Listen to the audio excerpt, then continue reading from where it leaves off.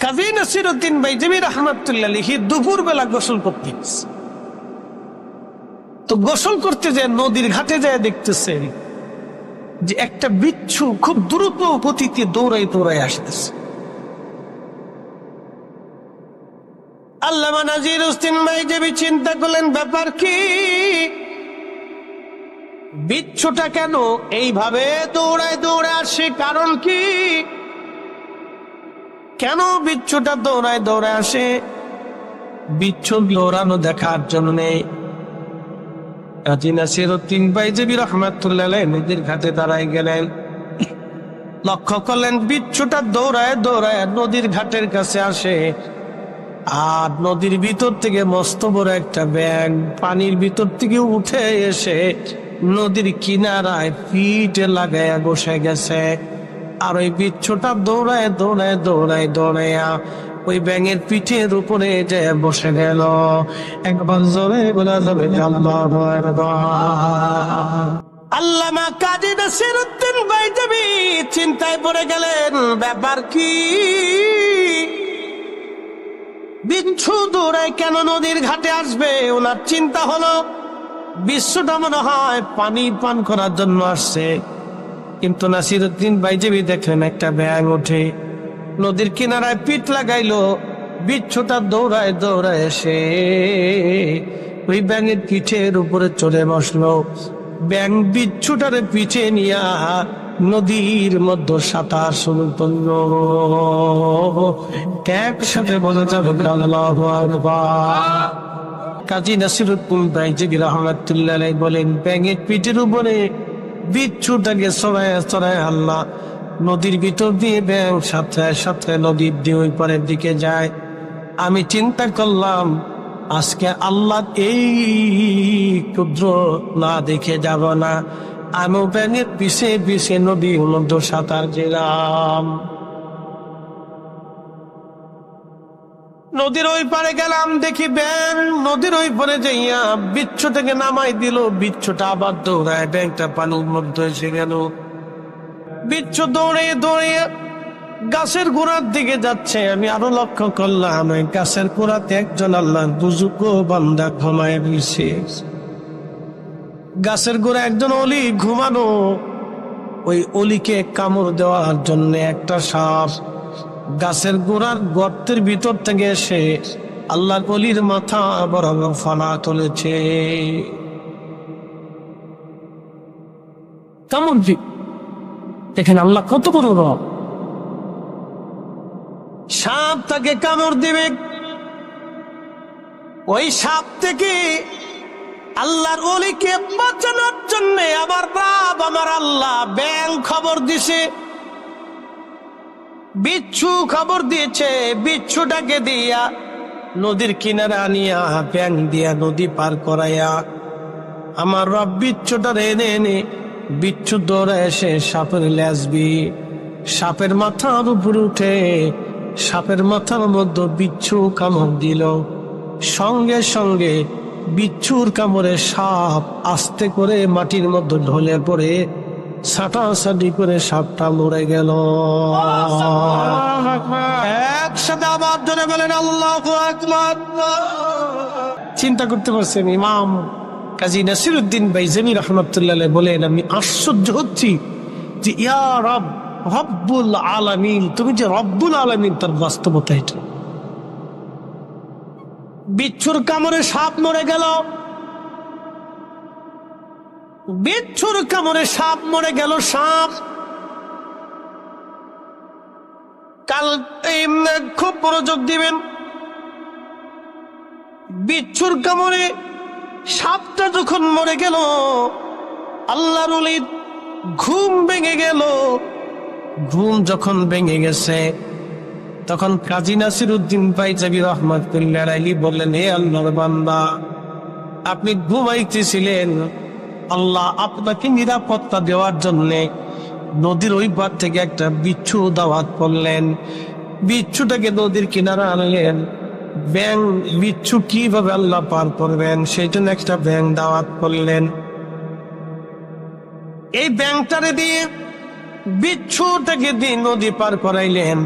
ওই বিচ্ছুটা দৌড়ায় এসে আপনার এই সাপ মরে আছে, এই সাপের মাথার উপরে উঠাইয়া বিচ্ছু দিয়া সাপের কামড় দেওয়াইয়া সাপ মারিয়া আমার আল্লাহ রব্বুল আলামিনের পরিচয় দিয়া আল্লাহ আপনাকে নিরাপত্তা দিয়েছে। একবার জোরে বলা যাবে কি মারহাবা। ফাবি আই আলা'i রাব্বিকুমা তুকাল্লিবান।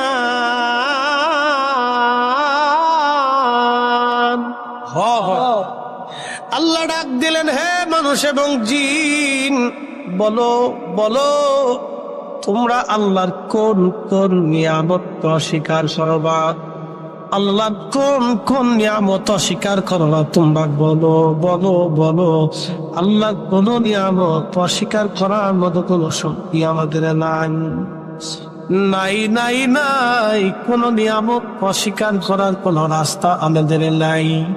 স্বীকার করতে হবে। লাইন শাকারতুম লাযীদান্নাকুম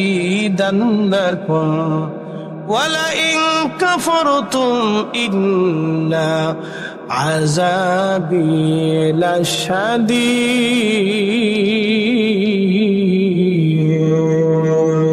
বন্ধু আমার, এই জন্য আল্লাহ বললেন, বান্দারে তুমি যদি আমি আল্লাহর শুকর আদায় করো, আমি আল্লাহ তোমার নিয়ামত বাড়ায় দিব। আর যদি না শুকরিয়া করো, অকৃতজ্ঞ হও, তাহলে আমি রব্বুল আলামিন তোমাকে শক্ত শাস্তি দেব, কঠিন শাস্তি। আল্লাহর প্রতি কৃতজ্ঞ হতে হবে, বলতে হবে হারাম আপনি করেছেন, স্বীকার করতে হবে। আচ্ছা আপনি বলেন, 40 বছর ছেলেটার পিছনে আপনি পরিশ্রম করছেন, আপনার বয়স এখন 70, দুর্বল হয়ে গেছেন, ছেলেটা আপনার ঘরের সামনে দাঁড়ায় চিৎকার মেরে মেরে বলতেছে, এ বুড়া তুমি 40 বছরে আমি সন্তান আমার জন্য কি করছো? কিছু করো নাই। করছো কি তুমি? কিচ্ছু করো নাই তুমি। আচ্ছা বলেন, ছেলেটা যখন বাপেরই কষ্টকে অস্বীকার করবে তখন বাবা মনে খুব খুশি হয় না? হ্যাঁ, জীবনের সবচেয়ে বড় কষ্টটা একজন বাবা এবং মায়ের এখানে। 40টা বছর আমার রক্ত, আমার জীবন, আমার যৌবন, আমার সুখ সবকিছুকে বিসর্জন করছি শুধুই সন্তানদের দিকে তাকিয়ে। আর আজকে আমার বৃদ্ধকালে, অসহায়ত্বের কালে, দুর্বলতার কালে এই সন্তান আমাকে অস্বীকার করতেছে। বাবার জীবনের সবচেয়ে বড় কষ্ট এবং দুঃখ। ঠিক রব আমাদেরকে বলতেছেন, বান্দা আমি তোমাকে যা যা প্রয়োজন সব দিছি, কিচ্ছু অপ্রয়োজন অপূরণ রাখিনি, তোমার সব দিছি। বাবা লাইন শাকারতুম লাযীদান্নাকুম, তুমি শুধু কৃতজ্ঞ হও, অকৃতজ্ঞ হও। ওয়ালা ইন কাফারতুম, আর যদি অকৃতজ্ঞ হও, ইন্না আযাবী লাশাদীদ, তোমাকে শক্ত শাস্তি দিবে। বলে কি শাস্তি? আল্লাহ সেটা বলে রেখেছে, ইন্নাল্লাযীনা কাফারু মিন আহলিল কিতাবি ওয়াল মুশরিকিনা ফী নারি জাহান্নাম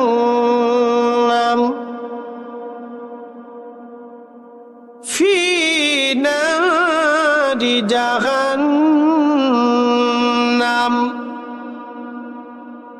জাহান্নাম কি আছে? কথা বলে না আছে? বিশ্বাস আছে? জাহান্নামে, জান্নাতে যদি বিশ্বাস না হয় তো আপনি মানতে পারবেন। ফী নারি জাহান্নাম, জাহান্নাম খালিদিনা ফীহা।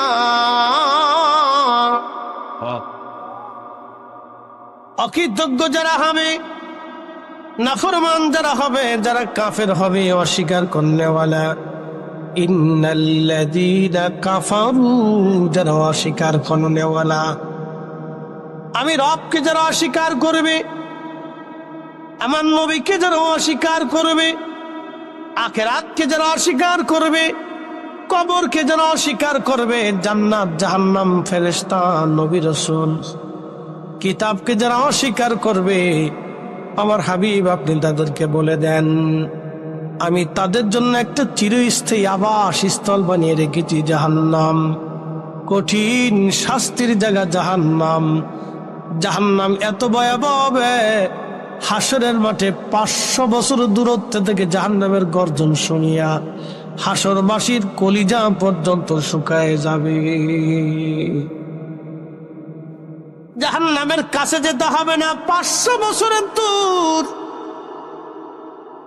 500 বছরের দূরত্ব থেকে জাহান্নাম দেখিয়া, আল্লাহ জাহান্নাম দেখিয়া গর্জন তর্জন শুনিয়া আসরবাসী পাগল পাড়া হয়ে যাবে, কলিজা শুকায় যাবে, ভয়ে বিহবল হয়ে যাবে, হায় সর্বনাশ।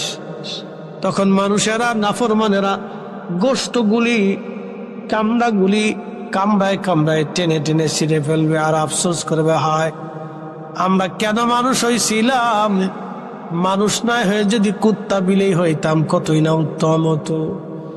আমরা কেন মানুষ হইলাম, কেন মানুষ আমরা হইলাম, কেন মানুষ হইলাম, কেন মানুষ হইলাম। এই জন্য আমাদেরকে বুঝে কবরে তো যেতেই হবে, থাকার আর কোনো সুযোগ, এই জন্য বুঝে তারপরে যেতে হবে। দুইটা জিনিস, ইমান আমল। ইমান আমল, ইমান আকাইদে আহলে সুন্নাত ওয়াল জামাত অনুযায়ী হতে হবে, বাতিল ফিরকা অনুযায়ী হলে হবে।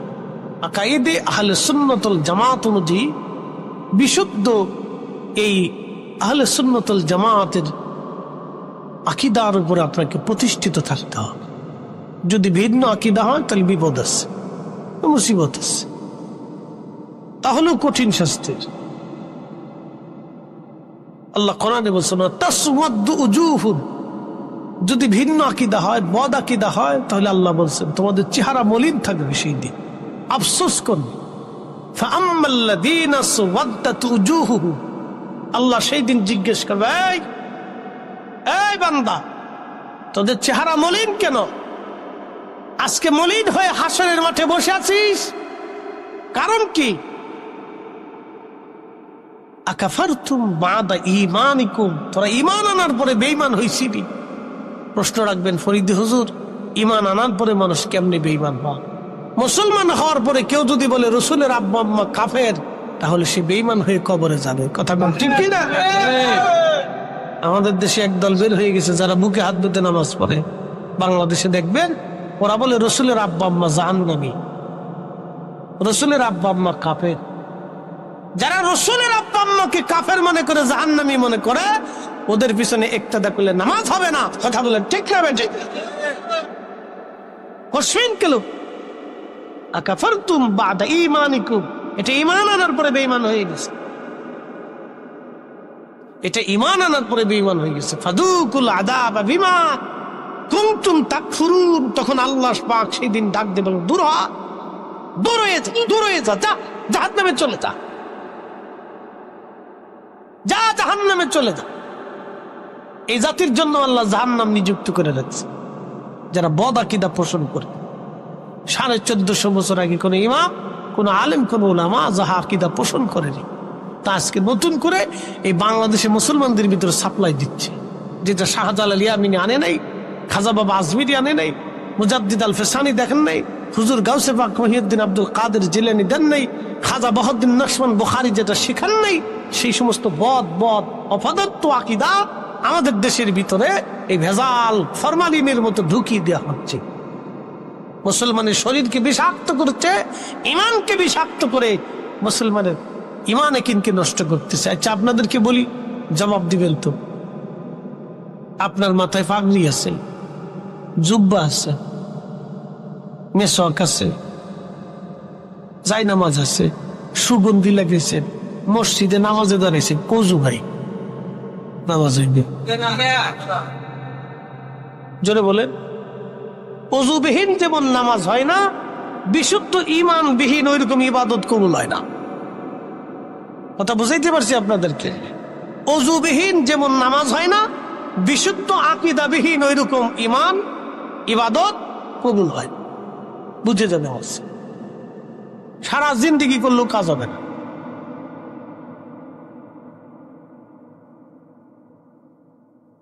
এই জন্য বিশ্বাসকে আহলে সুন্নাত ওয়াল জামাতের আকীদা অনুযায়ী করবেন, তাহলে আপনি পস্তাবেন না। পৃথিবীতে আজ পর্যন্ত দেখছেন আহলে সুন্নাত ওয়াল জামাত ছাড়া কোনো মা ওলি জন্ম দিছে? আমাকে দেখান তো। সারা দুনিয়া তন্ন তন্ন করে তালাশ করিয়া আমার একজন দেখা। সারা পৃথিবী তন্ন তন্ন করে তালাশ করে দেখান যে আকাইদে আহলে সুন্নাত ওয়াল জামাত ব্যতীত কোন মা ওলির জন্ম দিছে? আমাকে দেখান। কোন মা ওলির জন্ম দিছে? আমাকে দেখান। কোথাও নাই। সারা পৃথিবী মাটি খুঁড়ে তন্ন তন্ন করে তালাশ করলো, পাহাড় পর্বত ঝোর জঙ্গল সাগর নগর 7 মহাসমুদ্র 7 মহাদেশ খুঁজে খুঁজে তালাশ করে একটাও পাবে। এই জন্য আপনাকে হক বেহক বুঝে যেতে হবে, বুঝে আপনাকে কবরে যেতে।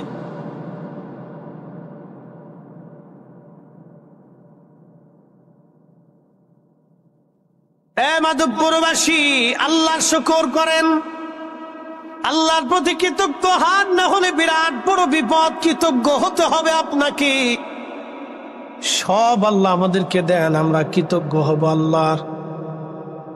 আমাদের জীবনের সবকিছু আল্লাহর খুশির জন্য,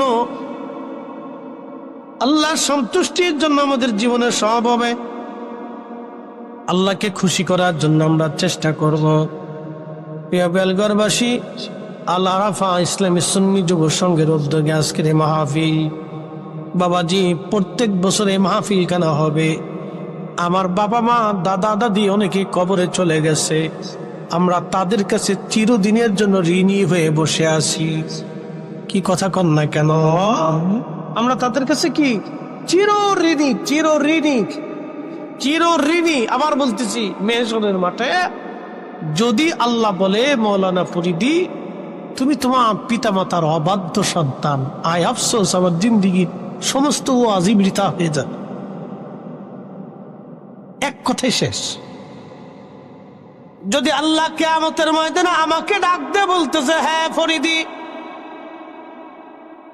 তুমি তোমার পিতা মাতার অবাধ্য অকৃতজ্ঞ সন্তান, আমার জীবনের হায় আফসোস, আমার জীবনের সব ওয়াজগুলি নিষ্ফল হয়ে যাবে সেই দিন।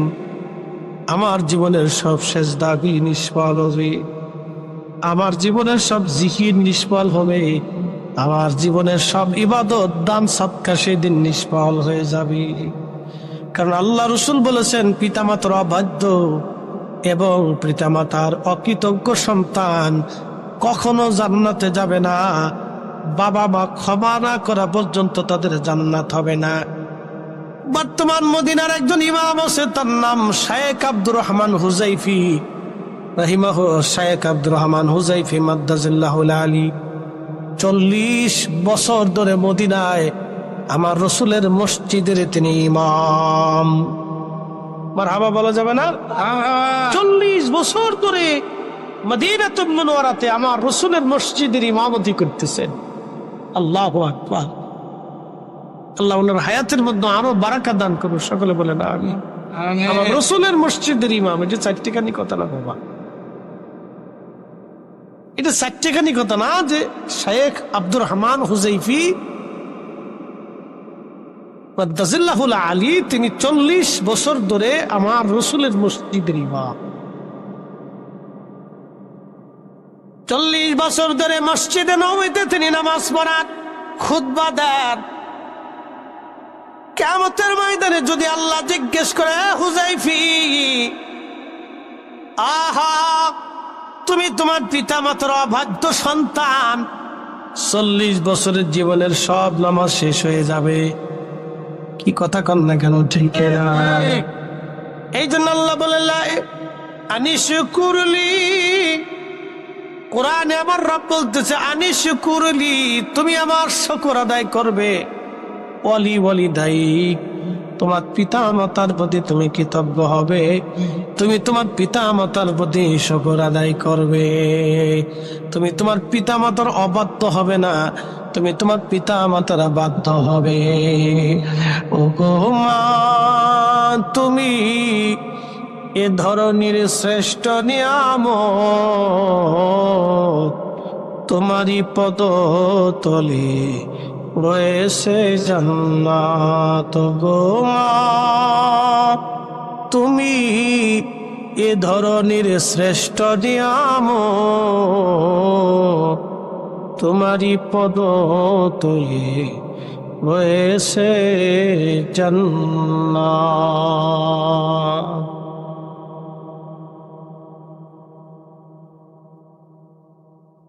আমাদের অনেক মা কবরে, অনেক বাবা কবরে, দাদা দাদি কবরে ঘুমিয়ে গেছে,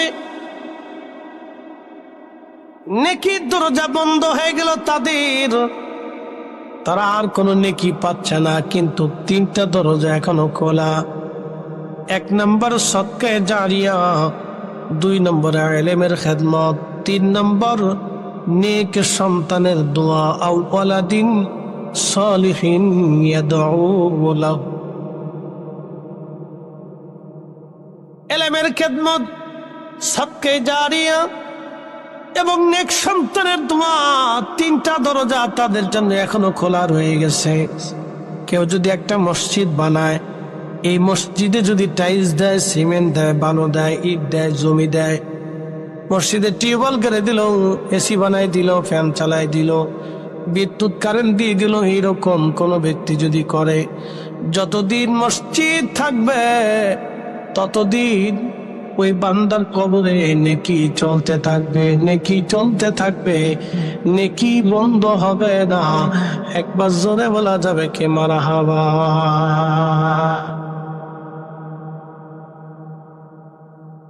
2 নম্বর ইলমের খেদমত।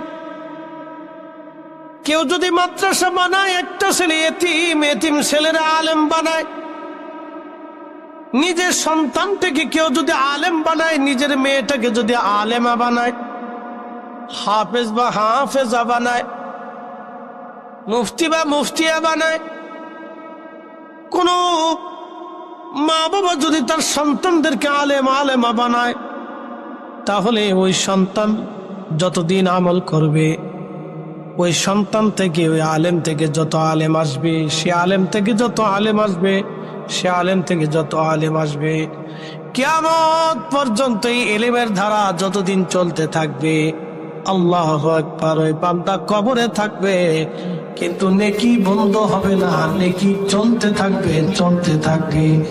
একসাথে জোরে বলা যাবে কি সুবহানাল্লাহ।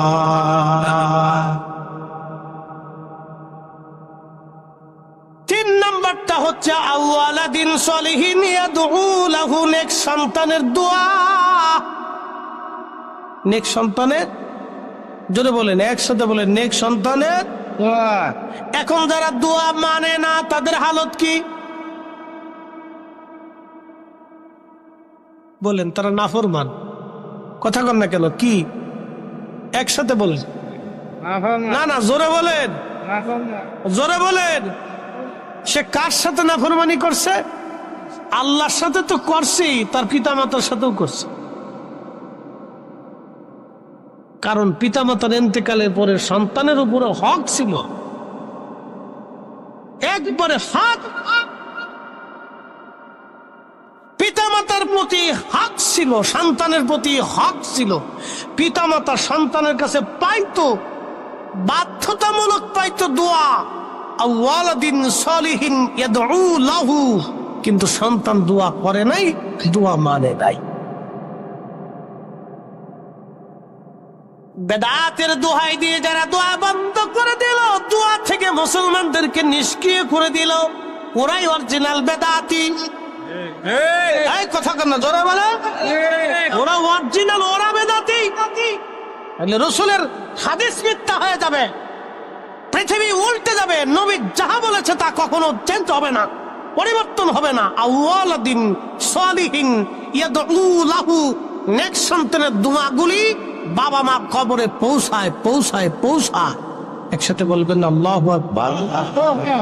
আল্লাহ নিজে দোয়া শিখিয়েছেন, আমার সাথে পড়েন, রাব্বিরহামহুমা কামা রাব্বায়ানি সগীরা, রাব্বিরহামহুমা কামা রাব্বায়ানি সগীরা। আল্লাহ দেখেন কত চমৎকার করে আমাদেরকে আল্লাহ বাক্যগুলি শিক্ষা দিলেন। দোয়া কোন বাক্য দিয়ে, কোন শব্দ দিয়ে, শব্দমালা দিয়ে আপনি দোয়া করবেন আল্লাহ তাও শিখাইলেন।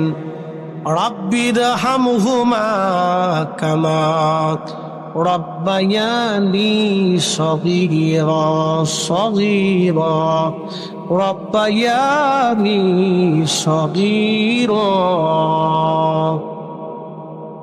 হে রব, দেখছেন আল্লাহ শিখাচ্ছেন যে ও বান্দা তুমি ওইভাবে দোয়া করো। আল্লাহ জবান দিয়ে আল্লাহ শিখাই দিতেছে দোয়া। আর আমার দেশের মোল্লায় কয় বেদাত, আল্লাহ কয় করো এটা ইবাদত, আর মোল্লায় কয় বেদাত। মোল্লার ফতোয়া লাথি মারতে হবে, আল্লাহটা মেনে নিতে হবে, রাসূলেরটা মেনে নিতে হবে। কথা বলেন ঠিক কিনা? সাদাকাল্লাহুল মাওলানাল আযীম, আল্লাহ সত্যবাদী। ওয়া সাদাকা রাসূলুহুন নবিয়্যুল হাবিবুল কারীম, আমার রাসূল সত্যবাদী। আল্লাহ সত্য বলেছে এবং তার রাসূল সত্য বলেছে, ঠিক কিনা? নাফরমান দেশে ভরে গেছে আজকে। এই নাফরমানদের কারণে আমাদের ছেলে পেলে বেয়াদব হচ্ছে আজকে। কথা কর না কেন? আমরা রাকাবির আউলিয়া কাম মুসলমানদেরকে আদব শিখাইতো, আর এরা বাচ্চাদেরকে বেয়াদবি শিখাচ্ছে। দিন দিন ছেলেরা বেয়াদব তৈরি হচ্ছে।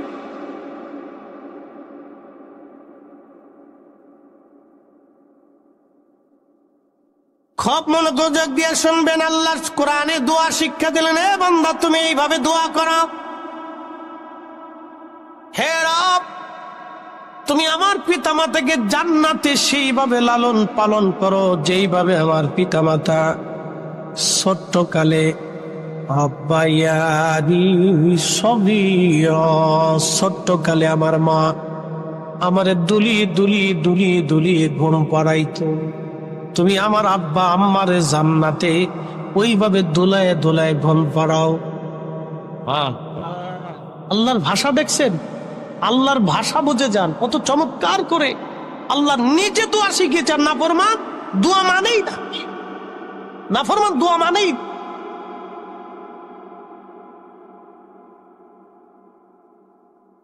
আল্লাহ বলেন রাব্বায়ানি সগীরা, রাব্বায়ানি সগীরা, ছোট্টকালে আমার পিতা মাতা যেইভাবে আমাকে লালন পালন করেছিল, মা দলিয়ে দলিয়ে দলিয়ে দলিয়ে আমাকে ঘুম পড়িয়েছিল। আমি কান্না করার সঙ্গে সঙ্গে মা দৌড়ায় এসে আমার কান্না বন্ধ করে দিয়েছে। বাবা আমার কান্না বন্ধ করে দিয়েছে। কাছে করে বাবা ঘুরে বেরিয়েছে, হাতে ধরে ঘুরিয়ে বেরিয়েছে। বাবা আমার ছোট ছোট গাড়ি করে দুল্লার মধ্যে নিয়ে বাবা দুলিয়ে দুলিয়ে দুলিয়ে দুলিয়ে আমাকে ঘুম পাড়িয়েছে। আমি অসুস্থ হওয়ার সঙ্গে সঙ্গে বাবা ডাক্তার দেখিয়ে পাগল পড়া হয়ে গেছে আমার সুস্থ বানানোর জন্য। আমি পেশাব পায়খানা করেছি, মা আমার পেশাব পায়খানা পরিষ্কার করে আমার বুকের মধ্যে নিয়ে আবার চমায় চমায় ভরে দিয়েছে। মা কখনো বেজার হয় নাই, মা কখনো অসন্তুষ্ট হয় নাই। আমি যত পায়খানা করেছি, পেশাব করেছি, মা কখনো রাগ করে নাই। আল্লাহ রাব্বায়ানি সগীরা, রাব্বায়ানি সগীরা, তুমি আবার আব্বা আম্মারে ওইভাবে লালন পালন করো যেইভাবে আমার বাবা মা ছোট্টকালে আমাকে ওইভাবে লালন পালন করেছিল।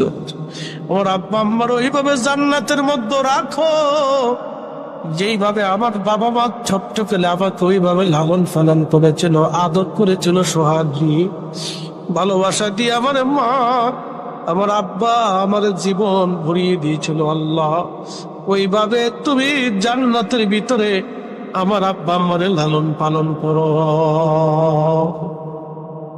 বেদাত দেহে ভয় দেখেছে,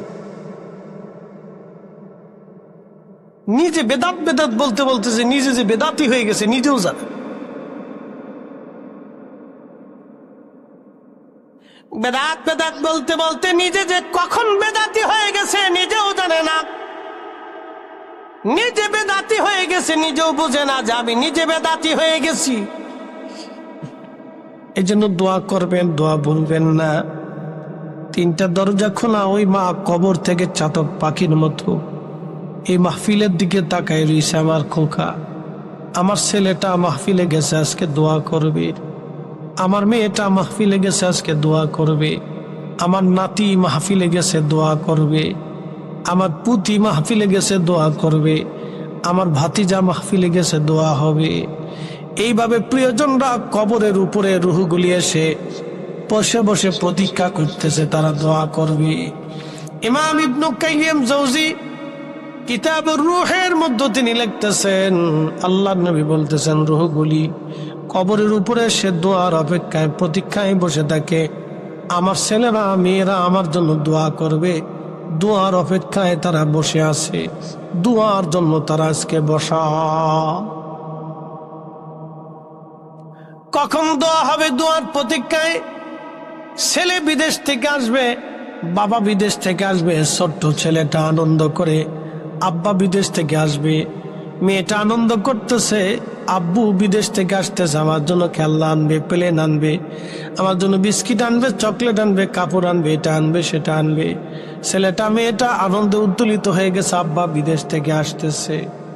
ওই কবরওয়ালারা দোয়ার প্রতীক্ষায় বসিয়া কবরের উপরে আসিয়া তারা আনন্দ আপ্লুত হইয়া চিন্তা আছে, আজকে দোয়া হবে, আমার ছেলে আমার মেয়ের আজকে দোয়া করবে। কিন্তু নাফরমান মাহফিলে এসে ঘুরে ঘুরে চলে গেল, দোয়া করলো না। কি কথা কর না কেন? এই জন্য মাহফিলে বসতে হয়, দোয়া করতে হয়। নামাজের পরে বাবা মার জন্য দোয়া করতে হয়। যখনই হাত বাড়াবেন তখনই রাব্বির রাহমহুমা কামা রাব্বায়ানি সগীরা বলে আল্লাহর দরবারে হাত বাড়াই দিবেন। একটা কথাও বিফলে যাবে না, কারণ এই কালাম আমরা কেউ শিখেই নাই। এই দুয়ার কালামগুলি আল্লাহ নিজে শিক্ষা দিয়ে দিছেন। আল্লাহর শিখানো কালাম কখনো বৃথা যেতে পারে না। কথা বলেন ঠিক কিনা? মাধবপুরবাসী, বেলগড়বাসী, এই জন্য তিনটা দরজা খোলা থাকবে। আমার জন্য তিনটা দরজা খোলা, আপনার জন্য তিনটা দরজা খোলা। এই জন্য ঘন ঘন মসজিদে যাবেন, মসজিদের খেদমত করবেন। আল্লাহ নবী বলেন, উম্মত রে, কিয়ামতের ময়দানে দুনিয়াতে যারা মসজিদের খেদমত করে, মসজিদের সাথে যাদের দিল ঝুলায় রাখে, আল্লাহ নবী বলতেছেন, উম্মত রে, কিয়ামতের ময়দানে আরশে মুআল্লার নিচে আল্লাহ তাদের জায়গা করে দেবে। এই জন্য মসজিদে যাবেন, ঘন ঘন মসজিদে যাবেন, মসজিদের খেদমত করবেন। ইমাম সাহেব, মুয়াজ্জিন সাহেব, খাদেম সাহেবের জন্য অপেক্ষা করবেন না। মসজিদ অপরিষ্কার দেখলে নিজে হাতে পরিষ্কার করে দিবেন। আল্লাহ নবী নিজে হাতে মসজিদ বানিয়েছেন। নবী নিজে মসজিদের খেদমত করেছেন। হযরত ঈসা রুহুল্লাহর আম্মা হযরত সাইয়্যিদা মারিয়াম আলাইহিস সালাম, তিনি নিজে মসজিদের খেদমত করেছেন। ঈসা নবী নিজে করেছেন, জাকারিয়া নবী নিজে করেছেন, ইয়াহইয়া নবী নিজে মসজিদের খেদমত করেছেন, ইমরান আলাইহিস সালাম, নবী আলাইহিস সালামরা নিজেরা মসজিদের খেদমত করেছেন, সুলাইমান আলাইহিস সালাম মসজিদের খেদমত করেছেন, ইয়াকুব আলাইহিস সালাম মসজিদের খেদমত করেছেন, ইউসুফ আলাইহিস সালাম মসজিদের খেদমত করেছেন। এমন কোন নবী নাই যে নবী মসজিদের খেদমত না করেছেন। সব নবীরা মসজিদের খেদমত করেছেন। আপনারাও মসজিদের খেদমত খাদেম হয়ে যাবেন। শুধু ইমাম মুয়াজ্জিন খাদেমের দিকে তাকায় থাকবেন না, নিজেরা খাদেম হয়ে যাবেন। মসজিদ পরিষ্কার করবেন, পেশাব পায়খানার জায়গা পরিষ্কার করে দিবেন। এখানে কিছুই নাই, বরত্ব দেখানোর কিছু নাই। আমি ফরিদ সাহেব বিরাট বড় বক্তা, আমি কি করে মসজিদের পেশাব পায়খানা পরিষ্কার করব, এটা হবে না। আল্লাহর ঘরের কাছে কোনো বক্তা তক্তা, কোনো এই মন্ত্রী এমপি মন্ত্রী বা তমক ডিসি আসমি, বিরাট বড় শাইখুল হাদিস মুহাদ্দিস মুফতি, আল্লাহর দরবারে কিছুই নাই। আল্লাহর দরবারে একটা পরিচয়, ইন্না আকরামাকুম ইনদাল্লাহি আতকাকুম। আল্লাহ মুফতি ছিলেন না, মুহাদ্দিস ছিলেন না, প্রিন্সিপাল ছিলেন না, চ্যান্সেলর ছিলেন না, ভাইস চ্যান্সেলর ছিলেন না, প্রধানমন্ত্রী, রাষ্ট্রপতি, মন্ত্রী, ডিসিএসপি, সেনা প্রধান, পুলিশ প্রধান, আল্লাহ কাউকে চিনে না। কৃষক চিনে না, দিনমজুর চিনে না, আল্লাহ একটা চিনে, ইন্না আকরামাকুম ইনদাল্লাহি আতকাকুম। যার তাকওয়া বেশি, আল্লাহর ভয় যার অন্তরে বেশি, তার সম্মান আল্লাহর দরবারে বেশি। একসাথে চলে বলা যাবে কি মারহাবা। আল্লাহর কাছে কোনো বৈষম্য নাই। যার তাকওয়া বেশি, আল্লাহর কাছে তার দাম বেশি। ওটা যদি ভিখারিও হয়, তাও দাম বেশি। এক কথায় ক্লিয়ার। ফরিদ সাহেব বিরাট বড় বক্তা, বিরাট দামওয়ালা, কিচ্ছু না। আমার চেয়ে তো দামওয়ালা একজন রিক্সাওয়ালা হবে, সারাদিন পরিশ্রম করে হালাল রুটি রুজি করে, দিন শেষে কঠিন পরিশ্রমের ভিতরে নামাজের কাতারে দাঁড়ায় যায়, হাজার লক্ষ টাকা পড়ে থাকলেও হাত দিয়ে ধরে না, অন্যের ক্ষতি করে না, ও 5 ওয়াক্ত নামাজ ঠিক মতো আদায় করে, হক হালাল মতো চলে। ও আমার চেয়ে তো বেশি দামি আল্লাহর কাছে। কথা কন না কেন? ঠিক আল্লাহর কাছে অনেক দাম। ইন্না আকরামাকুম ইনদাল্লাহি আতকাকুম। যার অন্তরে তাকওয়া বেশি, তার দাম বেশি। এই এক সূত্র মেনে চলবে। প্রিয় উপস্থিতি, আবার এই মাহফিলটা আমার যুবক ভাইরা অনেক পরিশ্রম করে করছে। মাহফিলটা আগামী বছরও হবে। শুধু আমি আপনাদেরকে নিয়ে সামান্য পরিমাণ কিছু যদি আগামীর জন্য কালেকশন না করি, তাহলে প্রোগ্রামটা নষ্ট হয়ে যাবে। ভাই সাহেব, এই প্রোগ্রামটা হওয়ার কারণে আপনারা আজকে কিছু কথা শুনতে পারছেন। কথা ঠিক কিনা? এই মুরব্বীরা কবর থেকে তারা প্রতীক্ষা আছে একটু দোয়ার জন্য। মোহতারাম সভাপতি সাহেব আসবেন, আওলাদুলি, তিনি আপনাদেরকে নিয়ে দোয়া করবেন। তো খুব মনোযোগ দিয়ে, আমরা সবাই সম্পদ কি কবরে নিয়ে যাওয়ার সুযোগ টুযোগ আছে কিনা?